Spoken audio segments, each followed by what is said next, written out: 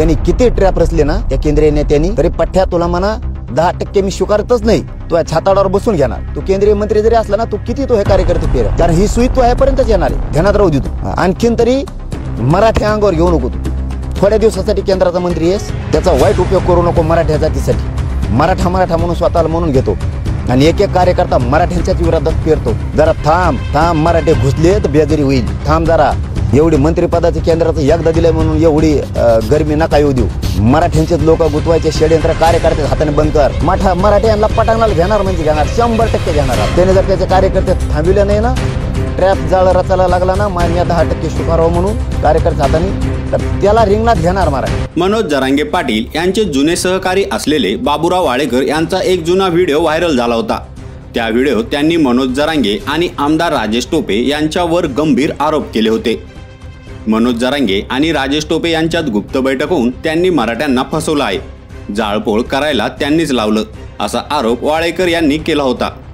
त्यावर जरांगे पाटील यांनी खरपूस समाचार घेत यामागे एक केंद्रीय मंत्री आहे आणि तो मराठा आहे, यांनी मुद्दामून लोकांना हाताशी धरून बदनामी करण्याचं काम सुरू केलंय.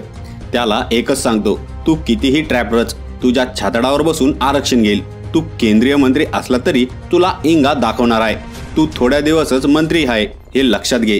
हे थांबवलं नाही तर मराठे तुझ्या घरात घुसतील, असा इशारा जरांगे पाटील यांनी नाव न घेता थेट नारायण राणेंना दिलाय. म्हणजे कसं माहित होतं, काय होतं, त्याला माहित होतं तर मग त्यालाच कोणी करायला लावलं काय, त्याचे कोणी नेत्याने एखाद्या माहीत असून मग त्यावेळेस का नाही सांगितलं पोलिसांना असं घडणार आहे, इतक्या दिवस का दम काढला, त्याच्याच नेत्याने करायला लावलं असेल. मग नसता हे मराठ्यांचे लोक गुतवायचे असते त्याला, असं काही सांगितलं असेल तिकडून वरून. काही असू शकतं, हे ट्रॅप आहे, काही असू शकतं. याच्यात काय, जेव्हा माहिती आहे त्याच वेळेस माहीत होतं म्हणल्यावर त्याच वेळेस पोलिसाला सांगितलं असतं ना. माहीत होतं म्हणल्यावर तिकडूनच हाणायचे सांगितले असते, तू दंगलकर मध्ये जाऊन टाकूतून सगळे. काही असू शकतं, मला काय माहीत नाही त्यातलं. ज्याने व्हिडिओ टाकला, ज्याने व्हायरल केलाय त्याला विचारा, तो त्याचं स्पष्टीकरण देईल, काय करायचं ते पोलिस बघतील. मला काय त्याची शिदेनं घेणं नाही. मला एवढंच माहिती आहे, माझ्या मराठ्यांचे डोके टकोरे जाणून बुजून फोडले. चिंधाड्या माझ्या आई बहिणीच्या केल्या, त्या मराठ्यांच्या आई बहिणी होत्या. आणि त्या मराठ्यांच्या आई बहिणींनी दंगल केली असं म्हणणारा या राज्यात मराठ्याचा असू शकतो, ही पहिली घटना आहे. मराठ्यांच्या आई बहिणीचे डोके फोडून त्यांनीच फोडली की काय आणि करायला लावलं की काय, आणि हे डोके फुटलेले माता मावल्या गुतून टाकायच्या. हे मराठ्याच्याच घरातून षडयंत्र घडतंय म्हणल्यावर मला आता त्यातलं डिटेल माहीत नाही. डिटेल आल्यावर मग सांगेल मी. आई बहिणीविषयी काय मराठ्यांच्या भावना पोरांची असू शकते, मग एखाद्याच्या नेत्याचं स्वप्न साकार करायसाठी, त्याच्या कोण नेता असेल त्याचं का त्यानेच दंगल करायला लावली त्याच्या माध्यमातून, खूप शंका आहेत मग त्याच्यात. आता त्यातलं मला काय माहीत नाही, त्याच्यामुळे मी ही शक्यता वर्तवली. हे खरंही असू शकतं, खोटंही असू शकतं. मी म्हणलेलो ज्याने टाकलाय त्याला विचारतील. हे ट्रॅप आहेत सरकारचे, पण मी 10% आरक्षण स्वीकारत नाही. किती ट्रॅप रचले भाजपाच्या नेत्यानं, केंद्रीय नेत्यांनी, केंद्रीय मंत्र्यांनी, त्यांनी किती ट्रॅप रचले ना त्या केंद्रीय नेत्यांनी, तरी पठ्ठ्या तुला म्हणा 10% मी स्वीकारतच नाही. हो, सगळ्या सोयऱ्यांची ओबीसीतून आरक्षण घेणार, तू छाताडावर बसून घेणार. हो, तू किती तो हे कार्यकर्ते पेरव, तू केंद्रीय मंत्री जरी असला ना, तू किती तो हे कार्यकर्ते पेरव, 10% मी स्वीकारितच नाही, कारण ही सुई तू ह्यापर्यंतच येणार आहे. ध्यानात राहू दे तू. आणखीन तरी मराठ्या अंगावर घेऊ नको तू. थोड्या दिवसासाठी केंद्राचा मंत्री आहेस, त्याचा वाईट उपयोग करू नको मराठ्या जातीसाठी.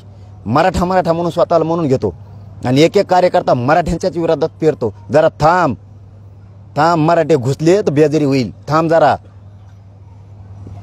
एवढी मंत्रिपदाचे केंद्राचं एकदा दिलंय म्हणून एवढी गरमी नका येऊ देऊ. मराठ्यांचेच लोक गुतवायचे षडयंत्र कार्यकर्ते हाताने बंद कर.